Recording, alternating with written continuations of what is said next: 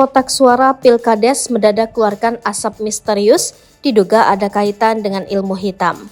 Baru-baru ini viral video memperlihatkan kotak suara mengeluarkan kepulan asap dari dalam. Di video itu tampak petugas pemungutan suara berusaha menghancurkan bagian atas kotak. Peristiwa ini terjadi di Pasir Nangka, Kecamatan Tiga Raksa, Kabupaten Tangerang saat pemilihan kepala desa. Video itu diantaranya diunggah akun Instagram Terangkom. Video mempertontonkan kotak suara yang mengeluarkan kepulan asap. Berdasarkan caption yang ditulis, peristiwa itu terjadi pada Minggu 24 September 2023, sekitar pukul 11.30. Panitia yang melakukan pengecekan menemukan terdapat surat suara yang terbakar.